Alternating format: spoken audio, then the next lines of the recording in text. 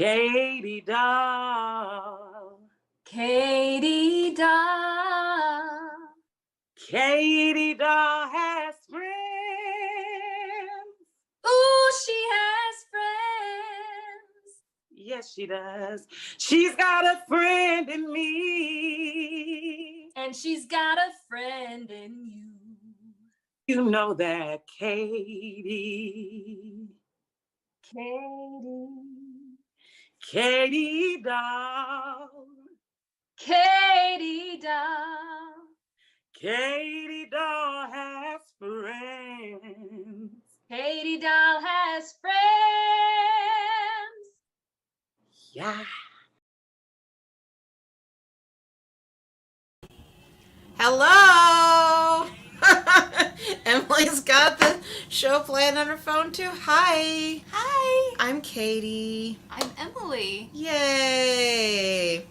This is a rare episode of Katie Dahl Has Friends where a guest and I are in the same space. Look, together. I touch. Look. Here we are. It actually works. So that's exciting, and we're here. We're gonna have a fun episode tonight. And we're gonna share songs, so we're gonna start off just right away with a song, and we're gonna do some stuff. We're both running Kickstarters right now for new albums, and so we're gonna do some songs from those, and we're gonna talk about songs and all sorts of things. So we'll turn on this little ticker just in case you hear this song and you think to yourself, "Oh, an album! I'd like to have it." And while I'm singing, I know you'll be listening with rapt attention, but if you wouldn't mind clicking like or love and then writing in the comments where are you tuning in from, we would love to know. So here we go. This is called Summer Grass. This is about having a crush on a professor, which I used to believe was a universal experience and have come to understand as more me. So it's not universal. Oh, see, it's more us. We sort of tend to be weird in the same ways.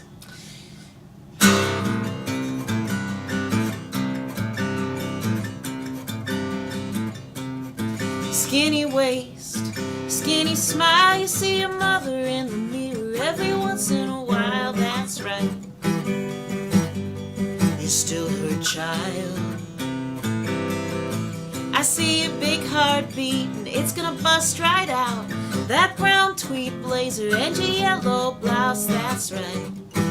I see you choking on the words in your mouth. Hey, this is a summer grass. Take off that winter jacket, cut the chit-chat. Don't give me any of that. All I wanna know is what makes you sad.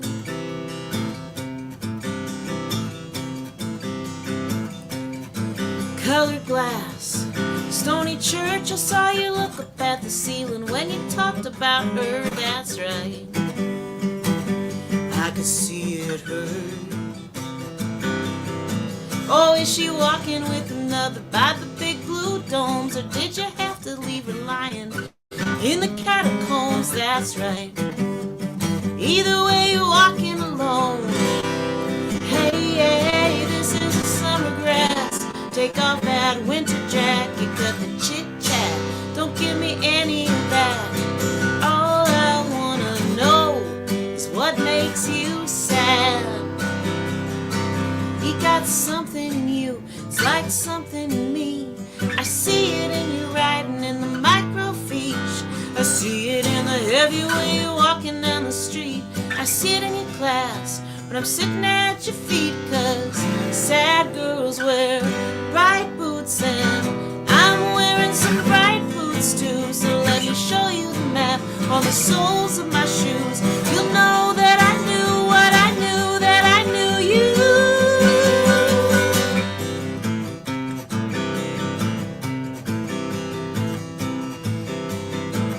So turn in your grades, come out in the rain. We'll watch that Cannon River shoot its banks, that's right.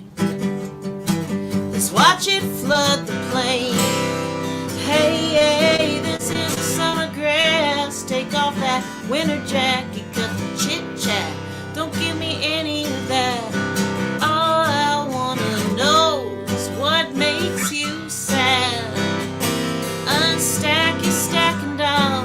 put down that Russian novel. Tell me all about your little purple pill bottle. It's all I wanna know. I wanna know. All I wanna know. Yay! Such a banger. I know. Emily just said, for all you Katie Dahl nerds out there, Emily just said that's the new bicentennial. Yeah, it's our new bicentennial. We're gonna like punch along, Pow, pow. pow to it. Pow, pow. That's basically how I dance. So Now you start us off, Emily White, and then we'll check in and see where everyone is. okay, We're gonna put up the ticker for Emily's okay. album now. Okay. I don't know how to get this on my. I don't know if you want Oh, yeah, I'm gonna make this happen on Emily's. to. Thanks, man. Go off the screen for a sec. Okay.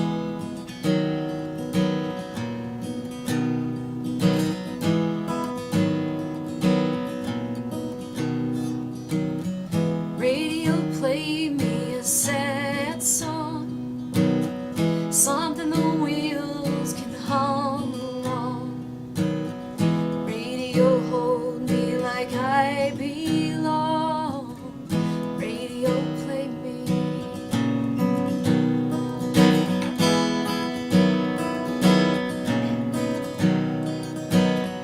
Cars running down, but it still runs. Where will I go when summer comes? Well, how'd you know we used to love this one? Oh, radio, play me. 'Cause I've been gone too long to call this home. Living off the wave of a radio. And if you feel the same, will you let me know?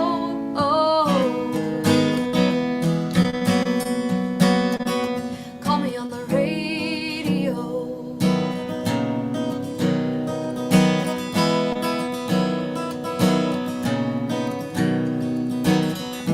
Whistled roads, the one my dad drove down. If I listen close, I swear I can hear the sound. Columbia records spinning round and round. Oh, radio, play me. 'Cause I've been gone too long to call this home. Living off the wave of a radio. If you feel the same, will you let me know?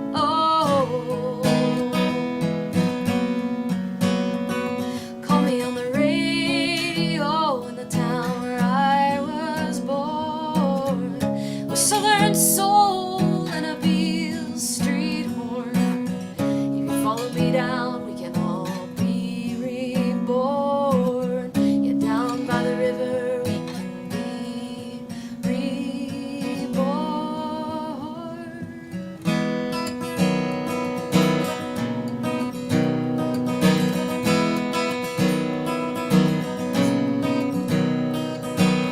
So radio, play me a sad soul song, something the wheels can hum along. Yay!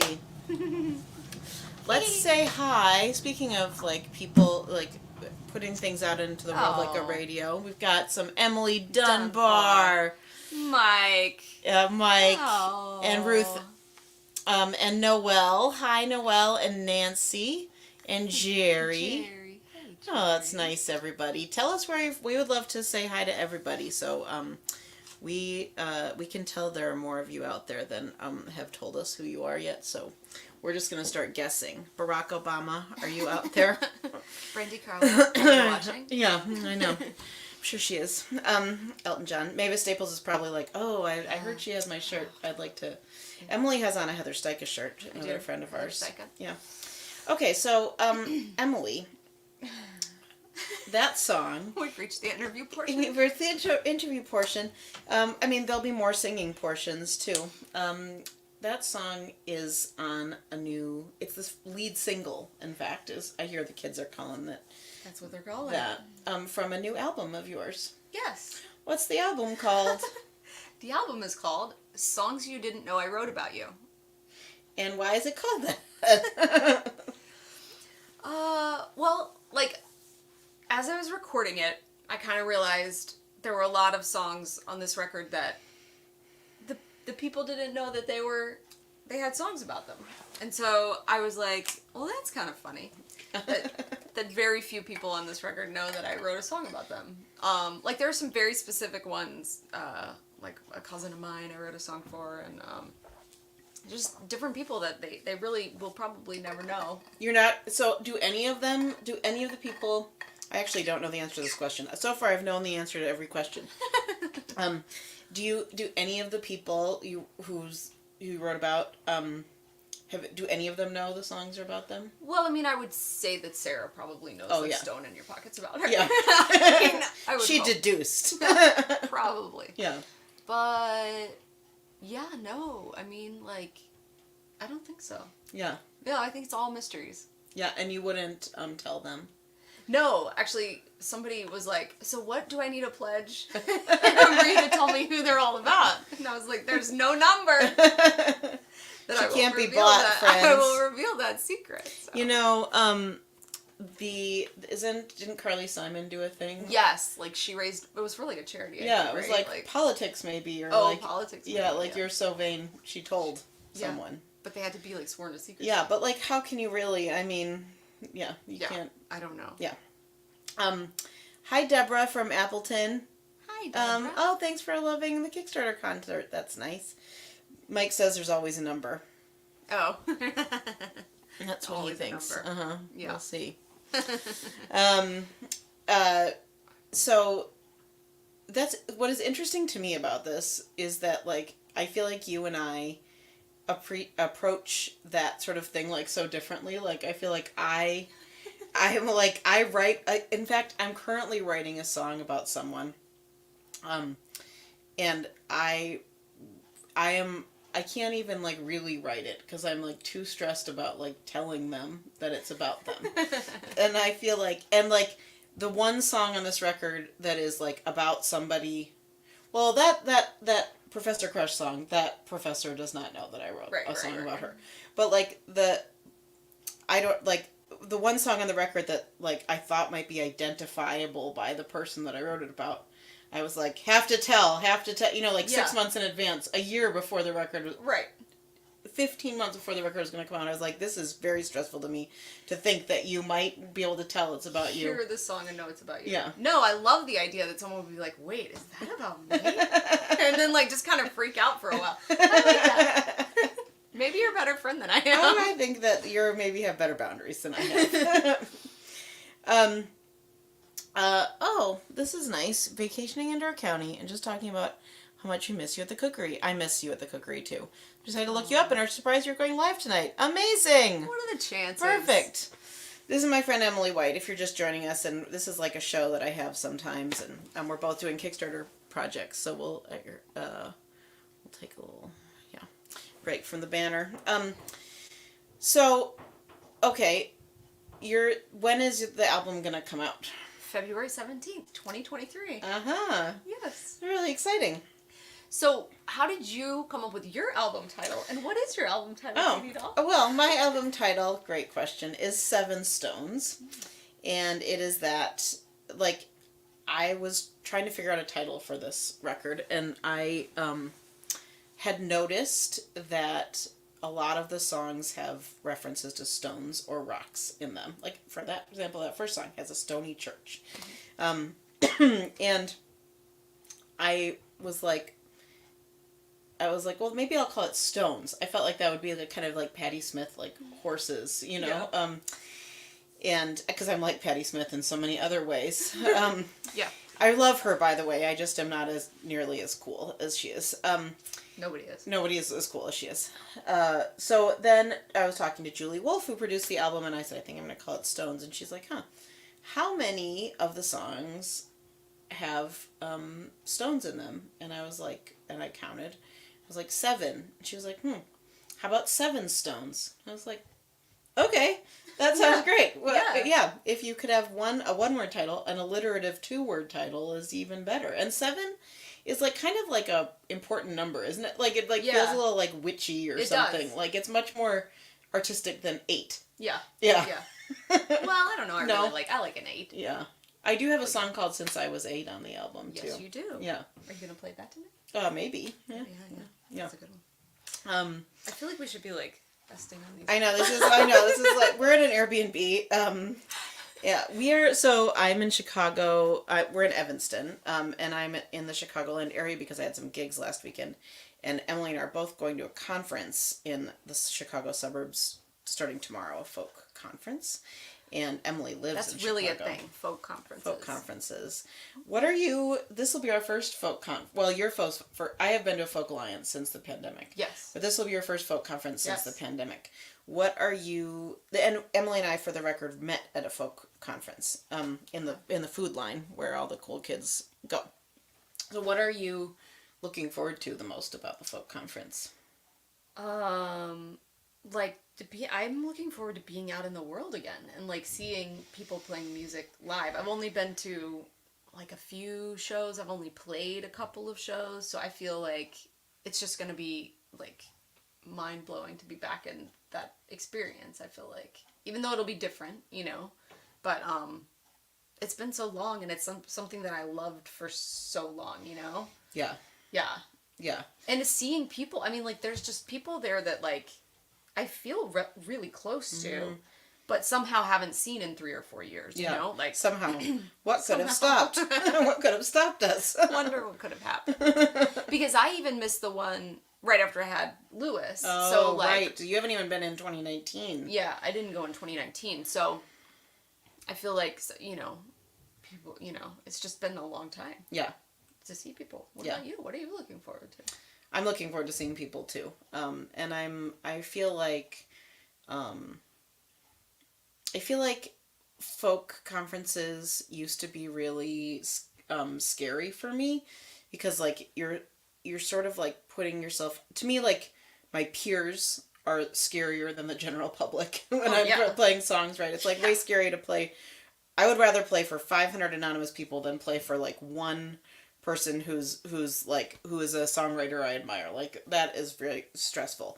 But I feel like in the last 5 years or so, and especially in the last couple of years since the pandemic, I feel like I've gotten a much clearer sense of perspective on all that. Like, it felt like in the pandemic, it became really clear to me, like, oh, we are all just people. Like, the famous people are also in their closet, like in the, like with their sound equipment or whatever. Yeah. It just felt like a real equalizer to me, to be like, okay, like we all went through this thing together. And especially like as musicians, we went through a particular version of the thing together, not like a better or worse version, but like a particular thing. So I feel kind of like, oh, we're returning, and I feel like I have a clearer sense of like who I am and how it's like, oh, it's different than what that person is. It doesn't feel like as like where am I better or worse? It doesn't feel, I don't feel as prey to those things, which is good. Yeah. Yeah. I feel like this particular conference has always been like pretty cool about that vibe, like the comparison vibe, at least for me. Maybe just because like it's mostly Midwestern folks, and so there's like so many friends there all the time. Yeah. Like, and it's people I know and I see all the time, and so it just feels like, oh, these are the people doing the work in my region, Yeah. I don't know. I did not feel that way for a long time. I felt like just insecure. But I think that a great thing about you is that I feel like you are a really great listener of songs, and in a really open listener of songs. Like, I feel like if Emily and I talk about like someone after we have heard them sing a song, like Emily's like, oh, like Emily's your ears stay open for longer than mine. Like, I feel like I tend to be like, ah! or like, oh, everything's amazing, like I'm like, I come to snap judgment. So I appreciate that about you. Oh, yeah. Thanks. Yeah. I was my church. I have to tell you this. Like, we're doing like disability awareness stuff, and we just had this talk about how when we read like scripture, we say, listen for the word of God, our ears are open. And and we were just talking about how perhaps like using language about ears being open is like, oh, in this ableist? case, yeah, is a little bit ableist, but it's interesting in this case because we're actually talking about like hearing a song. Mm-hmm. But anyway, that just made my mind like go off on this. Yeah. And it was really interesting because anyway, we were reading like all these like disability advocates who were talking about like Jesus's miracles of like healing people, you know, who had like hearing loss or whatever, and their reads of those scriptures, and it was anyway, total tangent, but really interesting. And so now I'm like totally thinking about it again. But yeah, cool. Anyway, so I think we should play more songs. But yeah, think about it, folks. Farm, Emily. Farm. Farm. You guys, if you have any questions that you want to ask us, we would love to answer them. Or like particular song requests, although I kind of feel like you might not get your wish. Yeah. Well, if you happen to know songs from our new records, that would be good. Like, I kind of have a dream of focusing on those new record songs tonight. We'll see if that dream comes true. I am in charge. Let's see. I'll put this. I put the Kickstarter links in there if you'd like to join our Kickstarter campaigns. While I'm tuning, I'll just sort of explain for anyone who might not know. Like, a Kickstarter campaign is a way. It's like, you can think of it a few different ways, but like one way to think of it is a pre-order campaign for a new album. And like basically, albums have ceased to recoup money on the back end. Like, streaming doesn't pay any money, like literally, almost literally no money. And no one can even buy CDs if they want to anymore. I mean, they can, but like, you know, you don't have places to play them generally because the cars don't have them anymore. So, and if you're not me, you don't like keep investing money in good CD players, which is a weird thing that I do. So Kickstarters are ways of like you, like the consumer, you or I Kickstart a lot of records too because I want them. Decide in advance, like, oh, I want a shirt and a t-shirt and a CD from this person, and I'm going to give them the money now, and that way they'll be able to make the record. Do you think that's a good description of what they are? I think that's a great description. So it's Emily and I tend to do weirdly the same thing. Like before we knew each other, we made identical, almost. It's a little bit of an exaggeration, but not quite. CD covers. Yeah. Right now, I'm like pining for Emily's shoes. I see that she has a new to me pair of Sauconys that I would really bright blue. I covet. Yeah. Oh, bright blue with like an orange. Look at it. It's just like they go so well with the rainbow thing. They match the theme. I love them. Anyway, so it's not a surprise that as we work with our exact same publicist on our exact same timed albums, we are also running Kickstarter campaigns at the same time. But we are. So that's the reason. I mean, it's sort of the reason for the season, although any excuse to talk to Emily White is a one I'll take. Okay, I'm going to sing another song. I'm going to sing, so Emily is is my first listener of songs generally, and that's like my favorite job. Like if I could make a real job out of first listening to people's songs, especially your songs, but like I just want to say, if someone can find a way to monetize that, I would love that. It's the best job. I mean, I'm really glad that you feel that way because I feel sort of like dependent on it, so that's a relief. It's because of the open listening, the open song evaluation. I don't know. I feel like open-hearted song I don't know. Intake. I don't think I'm always very open-hearted, but yeah. Well, that fair. No. Yeah. No big deal. Okay. Anyway, this is the last song that I wrote for the record, and I wrote it just about like 2 weeks before I went into the studio. And Rich Higdon says, Emily White, it will be great to see you tomorrow. I've been thinking about it all week. Yeah, she did say last night. She said, "I'm so excited to see Rich." So my dad died in February, and then like a month after that, we had his funeral, and my son turned 6, and it was like this, all within like a few days, and it was just before I went into the studio, and I got a text from Peter Mulvey, who's a songwriter you should know, and it said, "So sorry to hear about your dad, and also happy birthday to the young tyrant," which is a fitting name for 6-year-olds. Life at both ends of the hallway, and I was like, oh, that image was like really stuck with me. So that's where this song comes from. It's called Both Doors Open.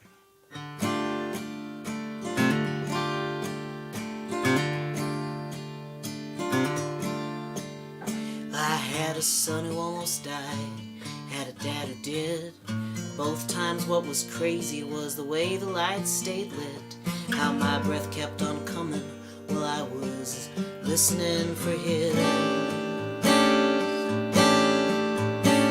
There inside the corridor, wrapped in my mother's shawl, pictures of the dogs and kids and grandpas on the wall. I felt something stirring from the far end of the hall. Both doors open, both doors open.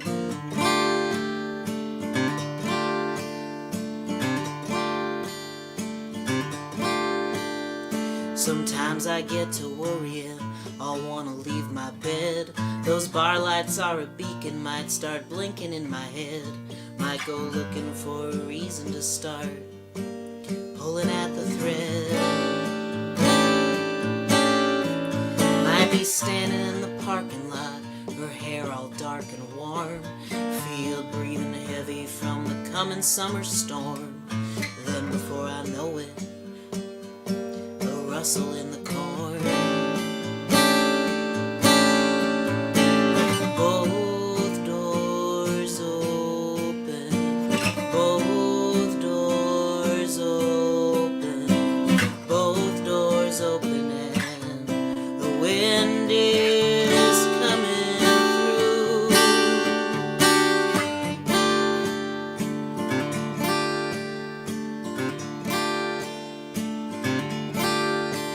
There are currents in the river.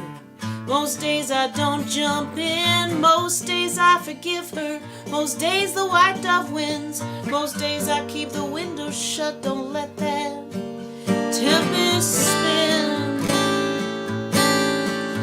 But when I fiddle with the locks and find they're coming loose, sometimes I steal the eggs out from beneath the golden goose. Sometimes I bite the apple and it tastes just like the truth.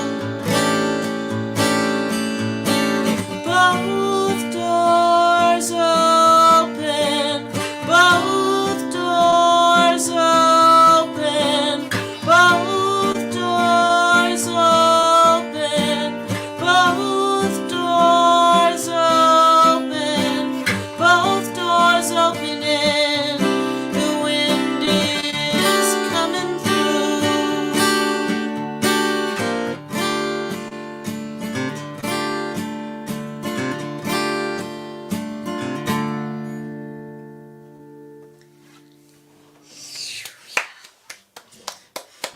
You guys, that song, so good. Thanks. I mean, I also didn't know where it had come from. Oh. That's fascinating. I just love it. It's so creepy too. Like, Yeah. and you guys, I have heard the record version. Can I talk about? Yeah, yeah. I've heard the record version, and the production is just like it's just, oh, it's gorgeous, so gorgeous. It's pretty cool. It's really cool. And like there was a really cool thing that happened while we made the record, which is that this fiddle player, that Julie, who produced the album, so that means she like makes the musical choices. I mean, it means a lot of things, but one thing is that she makes musical choices and kind of gets personnel in. And when on the day that we were supposed to record that song and my song called Red, Brown, Blue, Green, which is the other minor key song on the album, this woman, Jenny Scheinman, who's an amazing fiddle player, texted Julie to say, "I'm in town. Do you have any work for me?" And Julie's like, in fact, and it was like only this window of those two songs, and Jenny made it like so much creepier in like a really amazing way. It was such a perfect fit of like person and timing, and it's really neat. There's a lot of cool things on in the production and the instrumentation on those songs, but like there's something that is really special to me about the kismet that Jenny is there. Like that she just happened to be there for those. Like, that's amazing. Yeah. It's so good, you guys. You're gonna love it. Thanks for the nice compliments, Jewelry Gal and Jerry. Aww.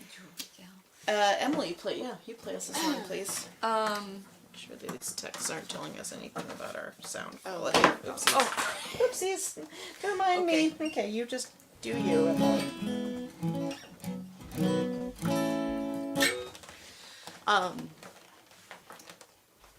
So, well, we're sort of on that sort of theme. I'm gonna play one that's on my upcoming record. That's a song I wrote for my brother. And he died 22 years ago last week. So this one's for him. This is called Undertow.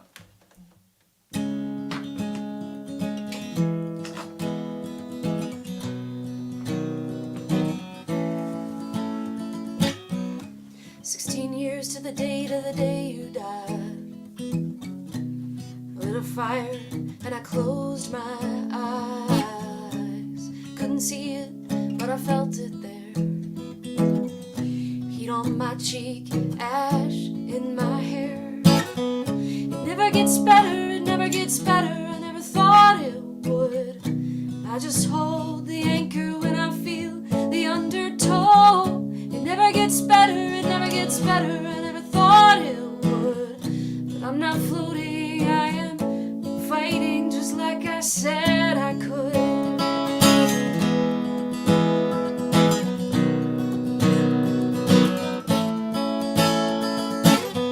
It's a blind merge in the middle of the night. Under a hard rain down one headlight. It's half gamble, it's half blind faith. And everybody else thinks they know how long it takes. It never gets better, it never gets better. I never thought it would. But I just hold the anchor when I feel the undertow. It never gets better, it never gets better. I never thought it would. But I'm not floating, I am fighting just like I said I could.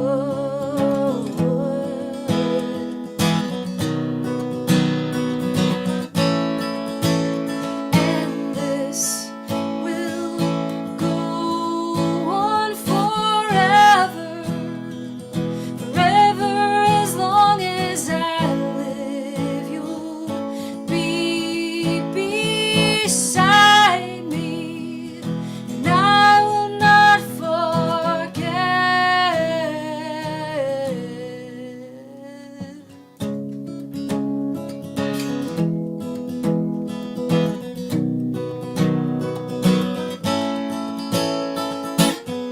In the burning pine on an October night, I will remember in a July sky, rock bands and fireflies. I will remember in the southern sand, Gulf crashing in. I will remember in the holy cathedral, I'll whisper your name. I will remember.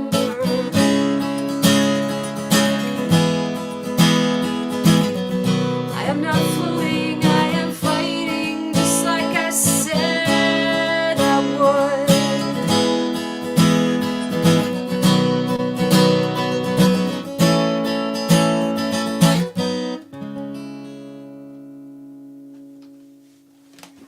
Yeah, man.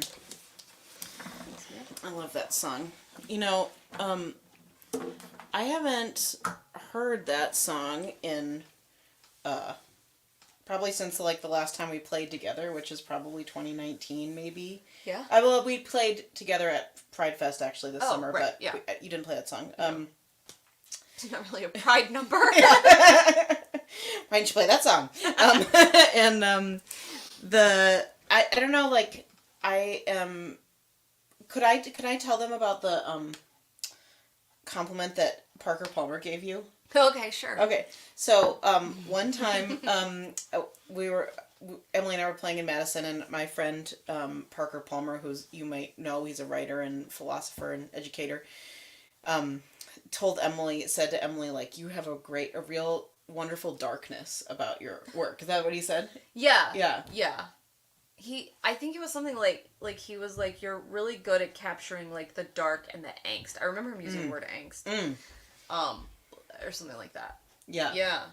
And I feel like what has changed, one thing that has changed in me in the last, like, I feel like that I'm a different listener to that song than I was like 3 years ago. And and it's cool to hear it, like, and be like, and feel like partly what I think is that you, maybe like have accessed darker themes in your work for a long time than I have tended to access, like and I feel like I am accessing more of them. and I feel like it, like my own, like I've carved out more of like a canyon in myself to like feel more of that, like, yeah, and I don't know, I just noticed, like, oh, I can take that in more. Uh-huh. Like, I wouldn't have ever told you, I wouldn't have ever thought before, yeah, I'm not taking this in fully, but I'm like, oh, I'm taking this in more. And I guess I've experienced a lot of grief. Yeah. Like my dad dying this year, that's a different kind of grief that I've had before too. Yeah. So like a grief song, it makes sense that a grief song would land differently. Yeah. Thanks to Emily's superpower. Thanks, Jerry. Why me? Wait, what's my review? Oh yeah, terrible. Why me? Oh, can you adjust the camera just a little bit? Yeah, thanks, Rich. Why me? Emily got a review. It called her post-industrial why me folk or something like that. It was a really mean review. And then he was talking about like how angry I was, and this was for like my record that came out in 2014, Staking Flags in the Valley, which is like my least angry record, like by far. And I was like, clearly this reviewer has not listened to my earlier work. Anyway. But the same guy, I mean, that reviewer, like, also said of me, like, it's Lisa Loeb without the little black dress. Like, like, what? Like, only in that I have glasses. If your neighbor next door played guitar? Yeah. There's, like, nothing Lisa Loeb-y about me. No. Just you wear glasses. That's the only thing. I think this guy has limited life experience. Yeah. And limited ability to hear women's music, I guess, without really putting it in very narrow little holes for the pigeons.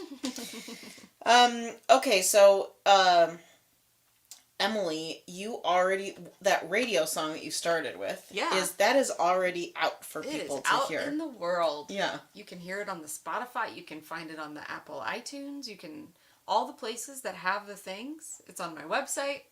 It's everywhere. And that's her website is in the ticker right now. If it's somewhere that it's not, just tell me and I'll put it there. She'll put it there. I'll put it there. No problem, man. No biggie. Yeah, she's gonna put it on wherever it is. Just tell me. Yeah. And okay, a radio, and there's an amazing banjo on that song, I have to say. Yeah. Charles Murphy, who is a Chicago. Oh, I didn't know it was Charles playing. Yeah. Oh, cool. Yeah.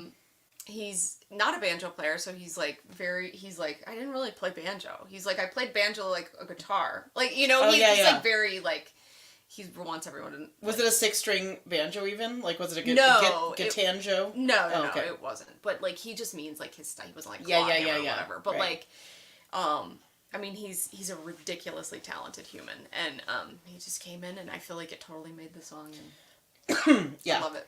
I love it too. It's very Indigo Girls. Yes. Yeah. That's what I told him. I was like, this is what we're going for. Like, I feel like it's... Because, there's a little bit of darkness on the record. And so I wanted, there's a couple of tracks that are not. And I wanted to really, like, pump them up. Yeah. For... make them as exciting as possible. Yeah. And tell me and them about, in fact, mostly them because I kind of know. How did this record, like, where did you record this album? So I started this record in Nashville. I recorded most of this record in Nashville. Missy Raines plays bass. She's So awesome. She's amazing. And we recorded it at her, her husband's studio, which is in their house. And he engineered the sessions. I was really fortunate. This musician out of Chattanooga, Nathan Bell, introduced me to all of them and brought me down to like record the initial sessions. It was only going to be a few songs, and he funded those sessions and introduced me to them. And so it was Missy's drummer at the time, Cody Martin, who played drums, and then later on, I added on some more people. Megan McCormick from Nashville, she plays guitar. John Estes plays pedal steel on a track. Katie Dahl sings on a track on the record. I literally forgot this until Emily was like, "Look, will you look at my Kickstarter and tell me how it looks?" And I was looking, and it's like, guest musicians include Katie Dahl. I was like, this is like a trick to make sure I read the whole thing. No, I actually did. She really did. I really did. She sang on the track, so. Yeah. It was recorded a long time ago and sort of fell through the cracks of having a baby and a pandemic all at the same time. So, now it's out. It's almost out. It feels out to me. This is as out as it's been. Yeah, right. It's not going to it'll get more out than this, but it's pretty out. It's pretty out. And there are, and you have, like, if you go to Emily's Kickstarter, there are t-shirts you can get and hoodies. There's a hoodie that's exclusive to the Kickstarter. Thing. Yeah. Katie's too. So Me look, too. we could clothe you We could. for, like, at least a week. From the top up. Yeah. Right. Unless you want to, like, buy a big hoodie, like, Emily White hoodie, make pants out of the Emily White hoodie, and then make a top out of the Katie Dahl hoodie. That would be very industrious of you. It would be. I would. You could just wear the soft pants, and then we'll clothe, as like Emily said, the top of you. That sounds nice of us. Yeah. And, I mean, / mainly you, because you would be kickstarting in order for us to clothe you. Yes. Let's just do another song, shall we? Yeah, Shall we do more songs? Which one are you gonna do? Well, I think I might do Mon Beau Galet. Oh, yeah. Because I thought that this would be a good one to do. So I know Emily Dunbar is watching. Here, I'll move back to the comments. Emily White and our friend Emily Dunbar, your fellow audience member, and our friend Hope Dunbar, we went to an Iowa farmhouse because Hope and Emily were coming from Nebraska, and Emily was coming from Chicago, and I was coming from Door County. So the middle of that was Vinton, Iowa, and so we congregated there in December of last year, and it was freakishly warm. It was like 90. 50. And It's like, what trip were you on? 50. And in the middle of December, and then I started and I was like really excited to see my friends, and I didn't do so much work. I do remember I made some hot buttered rums, which was nice. That was some work, but I didn't make a ton of songwriting headway, and I had this album, like, I needed to work on the album. Hi, Emily Dunbar. We see you. Heart, back to you. I needed to work on the album, and I hadn't. So, luckily for me, I was waylaid on my way home in Dubuque, Iowa by a snowstorm. And while in Dubuque, actually while cleaning up, I was the last one in the farmhouse of our Airbnb. While cleaning up, I started working on this song, and then in Dubuque I finished it. I was like, or I don't know if I finished it, but I like made a whole draft of it, and I felt like one of the things that I've been working through in the pandemic, and one thing that I had already written one song all about, and some other things about was coming out as bisexual in a public way. Like I'd been out in my private life for a long time. And I wanted a song that sort of like talked about how much I had missed that, like how much I had wished that that was a more public part of my life for a long time. And so this song is that, and ironically, for a song about visibility and being seen, it's in a different language. So much of my audience shan't understand. But it's called Mon Beau Galet, and it means that means my beautiful stone. And the first time I've written a song all in French, and I'll just tell you what the chorus means. It means the bells, the awakening, the window, the sun. I'm done hiding myself. And like in Dubuque, like this room that I wrote this song in the hotel room, it was a cool old hotel, the Hotel Julian. Maybe some of you know it, in downtown Dubuque. It was cheap on Hotel the Night, which Emily White taught me about. I see that the internet is bad. I hope you guys can hear us. In the Hotel Julian, there was like this window, and there was bells outside of the window, and so that sort of that imagery, that I always have that in my head, that hotel. And on the record, it's a real piano. It's a piano driven song. There's no acoustic guitar on it, which is, I've never had a song like that before, so that's exciting. So this is called Mon Beau Galet.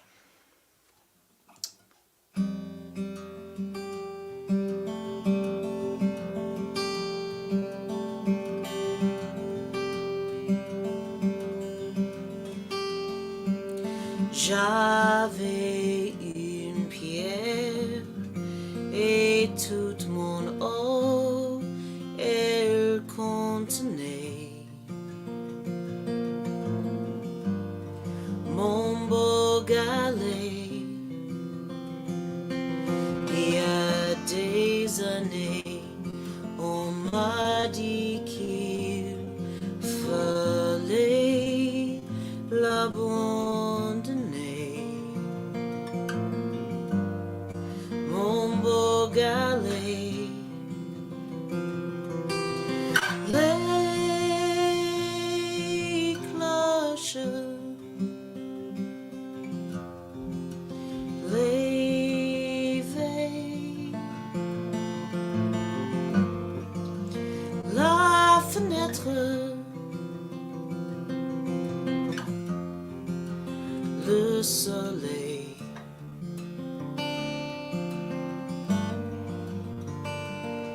J'ai fini de me cacher.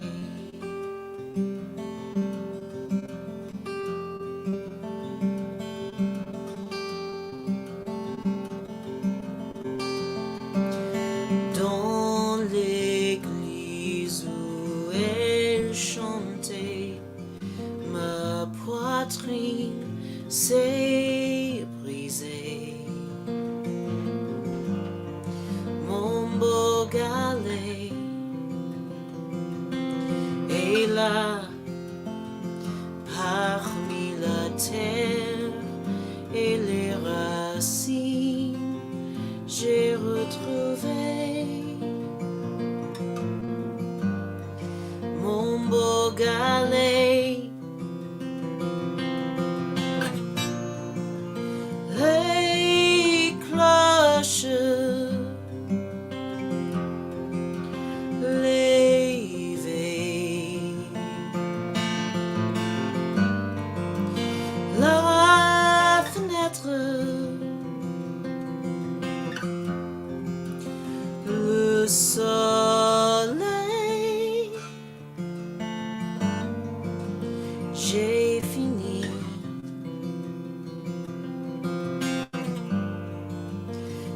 J'ai fini de me cacher.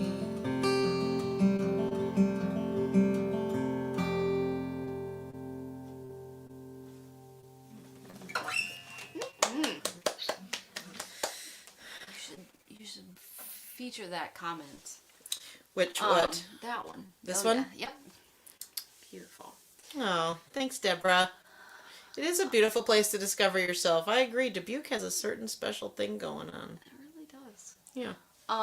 So was it a hard decision? I noticed when I was listening to the album that there's no guitar on that track. Was that a hard decision for you? No, that was a really I had to sort of. Julie was surprised by my suggestion. Julie, who is the producer and who also was the piano player, I was like, I think this is a piano song, and she's like, oh, okay, and she was worried that she couldn't do like this rolling thing. You know, that's a very guitar. Yeah. And I said, well, I don't think that I would do the rolly thing. Like if I was, that's just how I know to make the ethereal sort of vibe that I'm going for. Yeah. But I think it would be better served by a piano. And so what I sent her she was like, well, tell me what sort of piano. And I was like, well, I have no piano vocabulary. So I sent her a Patty Griffin, a song from a Patty Griffin album of hymns called Downtown Church. And she plays I guess it's not a cover if it's a hymn. She sings the hymn, All Creatures of Our God and King. And it's just a very like straight, like, Protestant piano part. And I sent that to her. And it's not really what she played, but to me, I feel like I hear the churchiness of it in there. Yeah. Which is, and there's a church in the song that you may not have caught if you're not a French speaker. So it's so interesting because it's such a beautiful guitar part. Like, and I mean, I think it's beautiful on the record too, but like for me, I always feel in the studio, like I always feel very protective of your guitar. Protective of my guitar. Yeah. I think because I've been in so many studio situations, like, honestly, like with primarily dudes who are like, oh, let's just take the guitar away from her. Someone else will play the guitar part, And so I felt like I had to really like stand up for playing all the guitars. Yeah. And like in the mix, like I would like to be able to hear my guitar, please. So anyway. I feel like part of the reason, like, it was partly like a heart decision too, because I felt like one thing that Julie was doing in this record was like leading me through a process of like musical coming out that I like needed a guide in, and I needed like some, she's got her queer credibility pretty well established, and I felt like I wanted her to like kind of hold my hand through that process on a larger scale. Yeah. And then it made sense that musically she would be like the support for the song too. It feels, and then she sings, that's the only song she does she sings some backing vocals like ooze elsewhere on the record, but in that song, you even pointed out when you were listening to the mix, like she sings harmonies that are super like up and really like right up next to my voice, and like that's really cool to me too. Yeah. It's like it's a real, I feel like it's like the thesis of the album in a lot of ways. Like I'm done hiding myself, and it is, and I feel like this album was such a collaboration between her and me. It feels like, and I like that the title, that the thesis, it's not the title song, the thesis statement is a collaboration in that way too. Yeah. Yeah. I love it. Yeah. It's really cool. Thanks. Huh. You wanna, YouTube is freezing on your phone. Well, I hope it's better. Thanks, Ellen Ryan. Oh.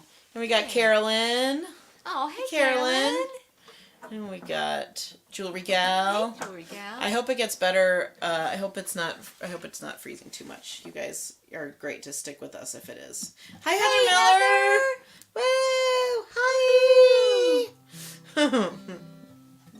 All right, I'll do another one. Then. What did I?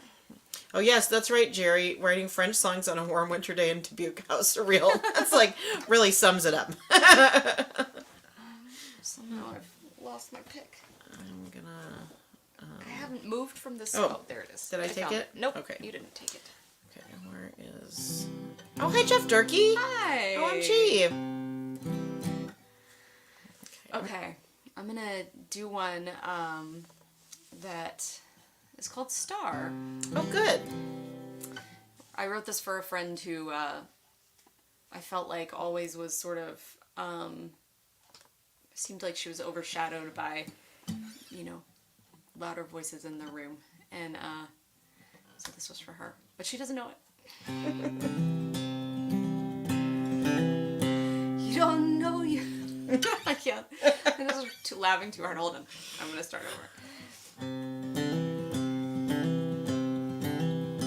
You don't know you're a star. You're just watching the sun. And when she's not around, you feel like a rock in the dark. You don't know you're a star. It was something you said after she'd gone. You can whisper the truth in the cool, quiet deep of the night. It was something you said. I don't see you like that. You make me wanna be brave, steer my ship by the sky, make me remember the past, and make me say what I want. You're 6 billion years old. I've got one little life to hold. I really think you're a star.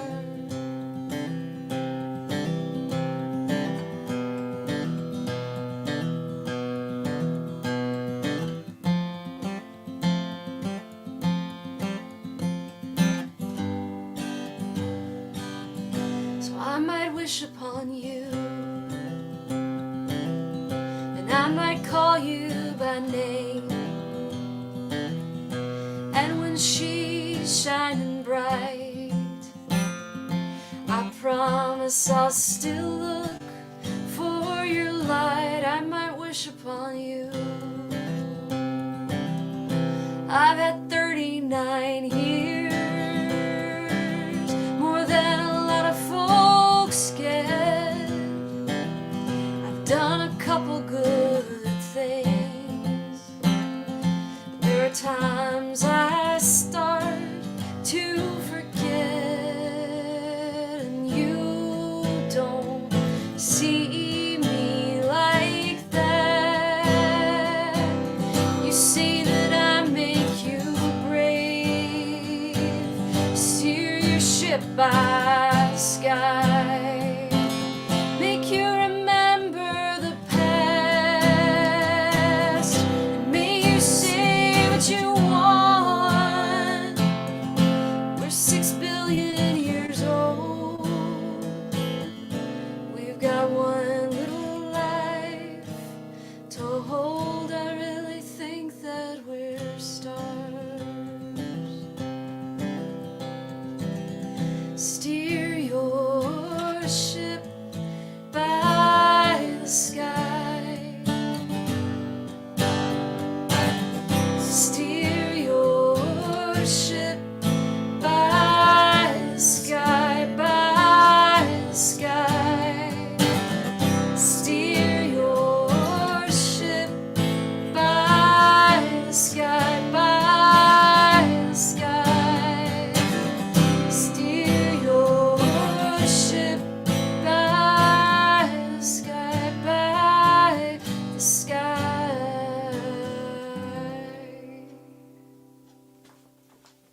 Yay. Singing. Yeah. I love that. I was thinking you're going to have to, you'll briefly have a time when you're 40, but you're not going to have it's enough now. syllables. I Oh, you am are 40. 40. Oh. I have to lie. Right. I was like, I'm not 40 yet, so you must not be. No, I totally lie. And I felt like, yeah, it's actually, Yeah. So there are certain ages I haven't been able to sing it. 37 was too hard. Oh, yeah. So I mean, I'm going younger. If I'm going in direction, I'm going to go younger. So. I love that. Such a great song, Emily White. You should put it on an album that has a Kickstarter for people to go to right now. It's an amazing idea, Alan. An amazing idea. There you go. Noelle says, I always go through Dubuque on my way home to Texas, but never heard of Hotel Julian. Oh, now you have. Yeah, it's great. Try Hotel tonight. It's cheaper. You know what? I think one thing that is cool, I love that this whole album is like themed around this, and / I also feel like possibly like any of your CDs could be called Songs You Didn't Know I Wrote About You. Probably. You do a lot of like second person. Yeah. And well, I do a lot of songs that people think that I'm writing more like about me than I am. I mean, I know like every song is about yourself, like whatever, but like I think that a lot of people have assumed songs that I've written were my story. Yeah, yeah. That were not my like story. Borrowed Man. Like Borrowed Man. Exactly. Yeah. Yeah. Yeah, but I mean, like, even that song, like, from what we're not going to talk about what it's really about, but, like, I think that you could say even that song is Songs You Didn't Know It. A song someone doesn't know that you wrote about them. Starve the Dog, yeah. Yeah. There's a lot of songs on that record, yeah. Yeah. I was headed in this direction. Yeah. Let's see, what else? Do you guys have any questions? Now's your chance, because we're going to do a couple more songs and then call it a night, I think. But we would love to answer your questions because, I mean, we will talk to each other a lot. We text each other a real lot.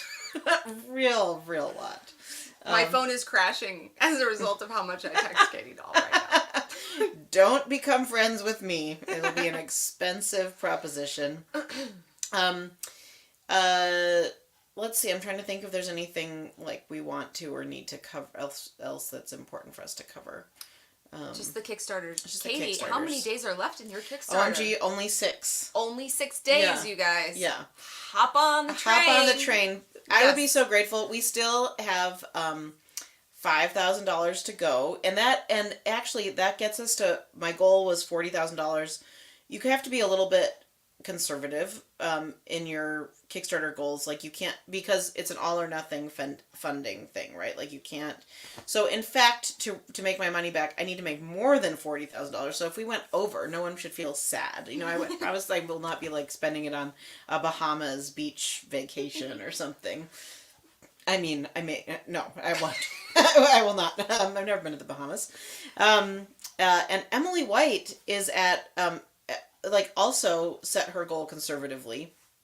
And she is already at 100% of her goal. But the thing about, like, this weird music world, if she goes over her goal, most importantly, you transactionally should sign up for the Kickstarter so that you have the shirts and CD and like the things that she's offering. But also, like that, like then she can make another record, like and a music video. She's already you're making I have one music video. Yeah. And the goal would be to do another one. Yeah. So yeah, I mean, I also think I mean, money's always great. Money's always great. But also, like, just getting the music out into people's, especially for me, like, I'm not touring as much anymore. This is really just a great way for me to get the music out there. Well, and it's like, it does feel to me like, oh, like, I want people to, that's the main reason I would like people to kickstart, is that, like, I want them to hear what I've been working on. Like, I want to be able to pay for it, but I also wanted them to hear it. Oh, Alan has a question. Oh, boy. Alan. Is there a specific point in the album creation process for each of you and the whole collection feels like a singular entity? Ooh, good question. Alan, or Emily, you answer first, and I'm going to retune to normal tuning. I am not like so I don't write a lot of songs that don't make it on records. Me neither. So, like, I actually feel like you were really, like, targeted in the way you wrote for this record, for Seven Stones. Mm-hmm. I feel like for songs You Didn't Know I Wrote About You, it just sort of happened that over the course of a little period of time, I had these songs, and because I recorded it in 2 chunks in 2 separate years, like the first chunk I only had those songs, and then by the next year I had the next set of songs. Right. And then I realized these all go together. Right. What happened after the first session was like I knew I wanted to play with those musicians in that space again. It was just so fun, and I felt like the project sounded so cool with them. I didn't want it to just be this few songs that it had originally been. So I went back and I made sure I had more songs, and then the theme just kind of like came out of that. I don't know if that answers your question, Alan, right? I feel like there is like I feel like I don't know the answer to that question so much other than that like there's a lot that I always realize like, oh, my brain is a little less random than I thought. Like when I look back at a section of songs written in a particular time, it's like, it's not like it feels like, oh, today I had a thought about the professor I had a crush on. Why did I think about that? You know, like, it's like I am, and like, it's part of like when I told earlier the story about how I decided to call it 7 Stones. And it's like, I noticed there were stones all over the record. And it's like, oh, my subconscious is like one thing. You know, I mean, like, it's one really weird, multi-dimensional thing. But it's like, it's itself, you know, for that period of time. So I feel like I notice more after the fact, like, oh, these songs go together. You know, there's another way these songs go together, you know, which is cool. And once, I feel like once you have a title, then, and like you start marketing, so then you have like a story. You're forced to just figure out what the story is, and you realize, oh, I'm not making this up. It's like, this is actually true. Yeah. True, you know? But like did you have songs that you didn't include that you were thinking would be on it? Well, I wrote, I think 2 or 3 songs that like we just were, well, Patriarchy. Yeah. Patriarchy. That didn't end up making it on. And I wrote that song Little Bird. I wrote a whole draft of that song that didn't end up going on. So for this record, I felt a lot less precious about the songs that I'd written. Yeah. I felt like, I'll try this one. Oh, that didn't work? Okay, well, yeah. I won't do that one. You know? Yeah. I guess I'm getting older in a nice way. Yeah. Yeah. Yeah. Yeah. Okay, well, I'm gonna play my last song, and then Emily will play her last song. Do you have anything in particular you were hoping I would play? I was gonna play Sacristy because I didn't have a better idea. Love that idea. Okay, great. That's what I'll play. Yeah. Who doesn't love a little song about Rompin' the Narthex? Rompin' the Narthex. That's right. That's what this is. This is called Sacristy, or in parentheses, Rompin' the Narthex. Well,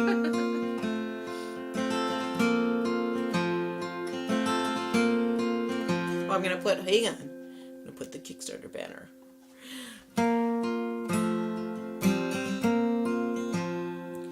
When the Benedict bells ring, do they make you think of me? You and me inside the sacristy, with the wafers and the wine, my blood pumping like the organ, holding Bibles in our hands. You, the Canaan land, forbidden and fine. When I hear the bells of St. Jude, it make me think of you and all the pretty birds that flew from your mouth into mine. My swallows almost set to singing, sparrows almost took to wing. But if they knew anything, it's that God's eyes were on them all the time. You know, you said the red velvet played with the quarters. Let's take them, we'll build ourselves a house on the hill. We can draw the holy water from our own well. in the hollers and the badlands, in the missionary van. You dressed up in your sunburn, I hid under mine, and in the evenings at the altar, Father taught us how to pray for all the souls sick and the sinners. You grinned at me, you said, that's you and I. You said the red velvet played with the quarters. Let's take them, we'll build ourselves a house on the hill. We can draw the holy water from our own well. When God spoke to Samuel, I think it sounded like a Benedict bell. Everyone ringing out cracked and proud and clear.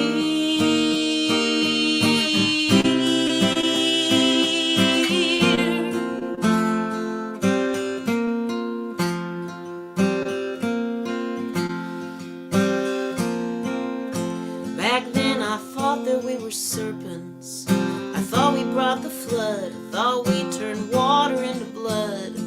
I thought we drank a wicked wine. But really you were an apple. And me, I was a dove, eating manna from above. I guess you knew that all the time. You know the red velvet played with the quarters. I took them, I built myself a house on the hill. Now I'm drawing holy water. So won't you come where the bells are ringing? You'll find me here in my house on the hill. We can draw the holy water from our own well, water from our own well, water from our own well.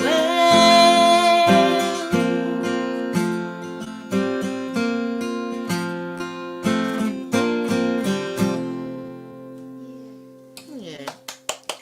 Thank you. A couple of the shirts that you can get for Katie Oh. Dahl's Kickstarter are based on that song. That's nice. If You I'm not point that mistaken. out. That sure is correct. You can see the designs on the Kickstarter page. I was going to figure out how to show you right now, but I just realized it'd be better, in fact, if you went to the Kickstarter Click page. on over. Click Yeah. on over if you will. Oh, hey Bagley. How you doing? I assume Cattle's there also. Hello, Bagley and Cattle. Oh, and I love that. That's a perfect sacristy emoji, Heather It Miller. sure is. Okay, what are you gonna take us home with, White? Well, I mean, I was just gonna do Stone in Your Pocket. Oh, good. I was hoping that was the answer. This is my favorite Emily White song at the moment, and has been for 4 years. Katie, thanks for inviting me over to your Airbnb Oh, to sit on the couch with you and play songs and be on Katie Dahl Has Friends. Oh. One of the most popular web series there is. I mean, it really is. I reckon to say it is probably one of the most popular singer-songwriter music and chat series It is. that there is. It's awesome. There aren't that many of them. I Yeah. wasn't being mean. I was didn't being find serious. at all that you were being mean. I was just, joining in the fun, the self-congratulatory fun of it all. So. Okay. This is called Stone in Your Pocket. Because I have a couple in my pocket right now, Do you? actually. Sure do. Guitar's sort of digging them in.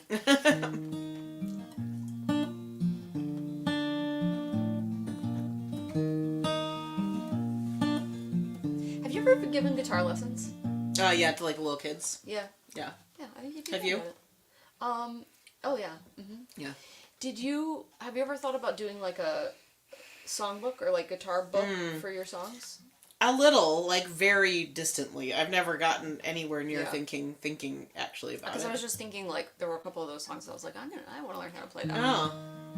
So, You have learned to cover a song of mine, so Yeah. you're good for it probably. I don't play it right, though. There's something I'm not getting right. I did want to bring that up. I'm just kidding.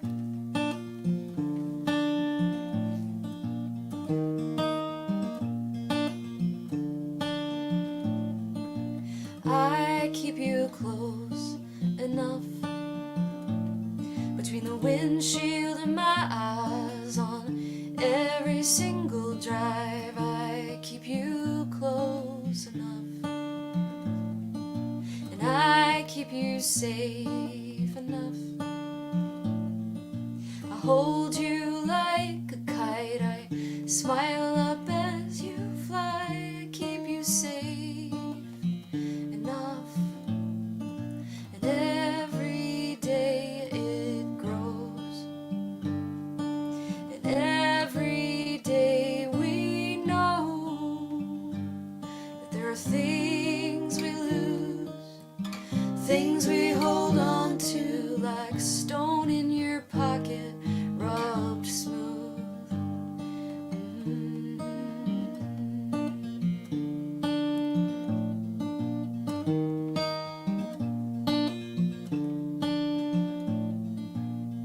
I took your picture next to Saint Denis, patron saint of Paris. Even if we lost it all, a fire, a flood, if you broke my heart, I'd remember you in sepia and halos.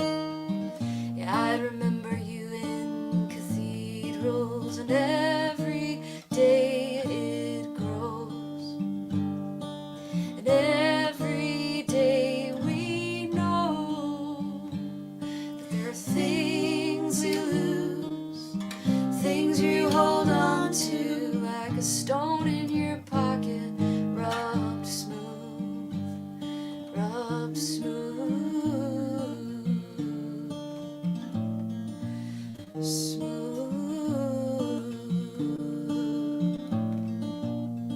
And in the grand reckoning, in the naming of things, when it all seems so clear to you and to me, hey, I got more than can be counted. Hey, I got more than can be counted.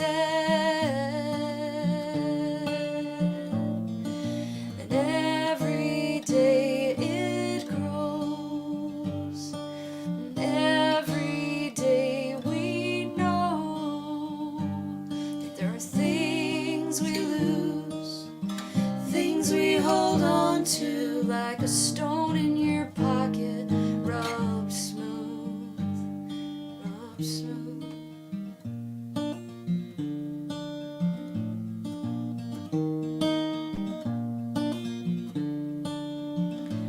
Hold me like a stone, like a shell, like the day we fell in love. Like a stone, like a shell, like the day we fell in love. In love.